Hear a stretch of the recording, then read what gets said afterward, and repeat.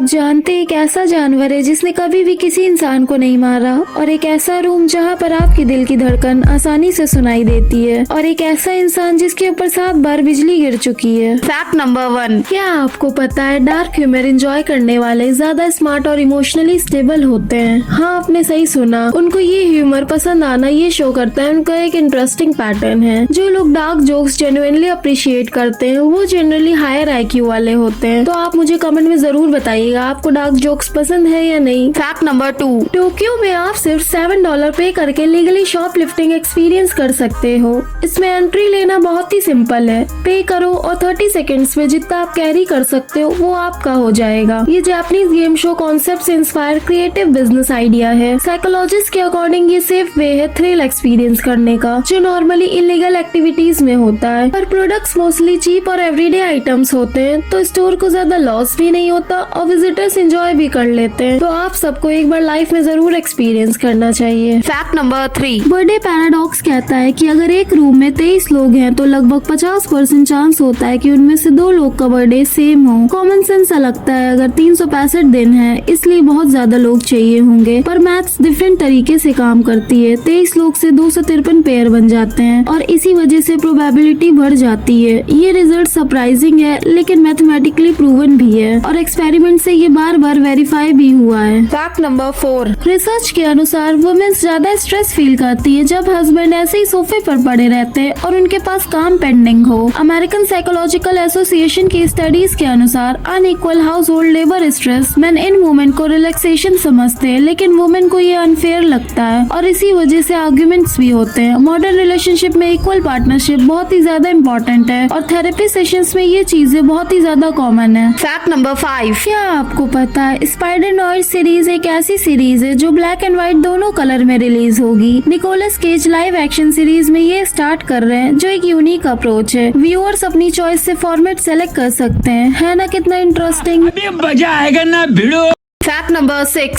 Scientist का कहना है कि कंसिस्टेंट स्लीप मेमोरी और मूड दोनों को डायरेक्टली अफेक्ट करते हैं। जब लोग 6 घंटे से कम सोते हैं तो डिसीजन मेकिंग स्लो हो जाती है और चिड़चिड़ाहट बढ़ जाती है। लॉन्ग टर्म स्लीप लॉस से हार्ट प्रॉब्लम और डायबिटीज का रिस्क भी इंक्रीज हो जाता है। इसलिए bed time routine, dark room और limited screen time healthy sleep के लिए बहुत ज्यादा इम्पोर्टेंट है। Fact number 7। एक पेंगुइन जो आजकल सोशल मीडिया पर बहुत ही ज्यादा वायरल हो रहा है वो वेर्नर हेजोग की 2007 की डॉक्यूमेंट्री है encounters at the end of the world, जहां अंटार्कटिका में एक पेंगुइन अपनी पेंगुइन कॉलोनी को छोड़कर साउथ की तरफ अकेला माउंटेन की ओर जा रहा है, जिसमें 70 किलोमीटर चलने के बाद उसकी डेथ हो गई। और इस पर सोशल मीडिया पर कई लोगों ने अपनी स्टोरीज बनाकर वीडियो अपलोड की है। पर साइंटिस्ट ने क्लैरिफाई किया कि ये एक नेचुरल डिसओरिएंटेशन है जिसमें पेंगुइन के इंटरनल नेविगेशन सिस्टम फेल हो जाते हैं और वो बिना सोचे समझे किसी भी डायरेक्शन में चलने लग जाते हैं। बट कुछ केसेस में ये रियल भी हो सकता है। तो आपका इस पर क्या कहना है मुझे कमेंट में जरूर बताइएगा।